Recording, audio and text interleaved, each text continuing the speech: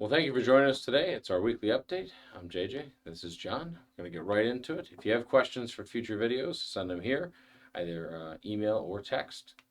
First question. Yeah, what happened with the employment numbers on Friday? Well, my son JJ is going to address this, but let's say it was a big surprise.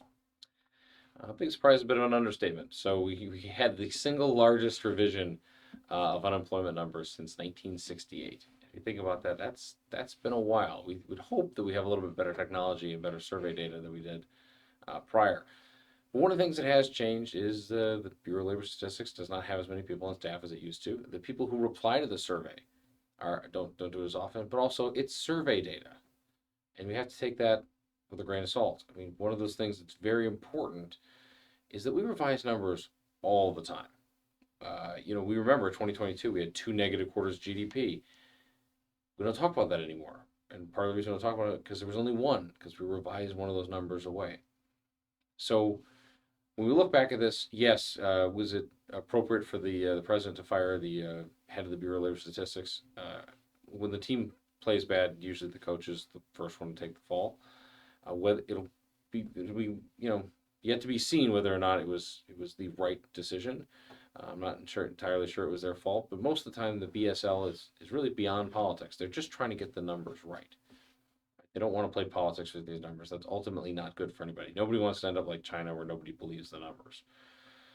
So was it very surprising? Yes, and that's why I think people were kind of shocked. Remember, the unemployment numbers have a plus or minus variation of like 100,000 jobs each time we report it.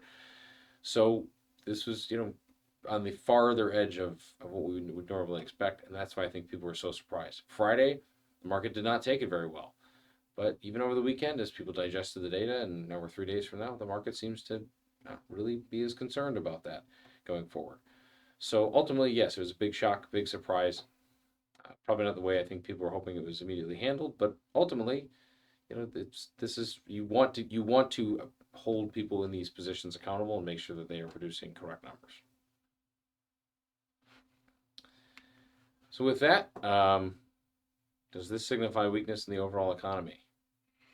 Yeah, I'll address that, and you made a good point on these numbers. They are revised a lot, and there's a lot of volatility. And you mentioned the response rate to these surveys has dropped off dramatically, especially since COVID happened. So it could be we're just going to have more volatility going forward all the time. We don't know. Um, but what does it mean for the economy? If you have a slower economy, you have less employment growth. And that's what it means. There was less employment growth. Does it mean a recession? Does it mean new weakness in the economy? We don't think so. Ourselves and almost all the information we read and the strategists, economists we listen to believed that this year would be a slower growth year for the U.S. than it has been the last 2 years. We've been growing near 3%. We're probably going to drop below trend line. Trend line long term is 2%. Based on the first two quarters, we had a negative quarter and then a positive quarter, but the average is about 1.8. That seems like where we should be. And the slowing economy was also expected, most importantly, by the Federal Reserve.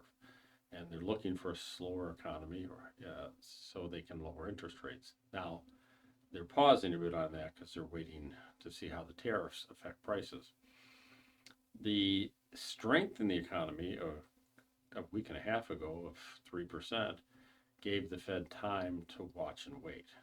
These employment numbers, if correct, actually changed the game a little bit, and the Fed might be lowering rates sooner than we think. And this is important. The Fed does look at the data. They've said over and over and over again they're data dependent. And this is new data.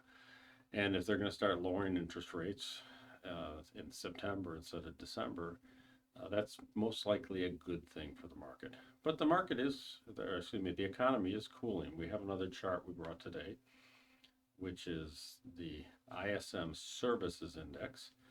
Above 50 means we're expanding, below 50 means we're contracting. Now, most of our economy, 2/3 of it is services. So if that's contracting, it's not good for the economy. Right now, it is slowing down. It is in positive territory. But it's well, actually they expect the number to be about 51 or 51 and a half. It came in just at 50. So this is a further sign, if the employment numbers are right, that things are slowing. Is it a recession? No. We still don't think there's a recession on the table for this year. Will we end up in 2025 with GDP growth of 1.5%, give or take a little bit? Probably, but that's what most of us expected. And that'll allow the Federal Reserve to start lowering rates. And we think we'll have a positive year next year as well. So the surprise was not good for anyone last week. No one likes surprises. Our current administration might have overreacted a little bit, but the fact is, the market's digested it. We're moving on, and we're comfortable with where we're going with the economy so far this year. Well, with that, we're going to conclude with breaking the age code, which you can watch our short summary of somewhere in this box. I don't know where we're going to put it.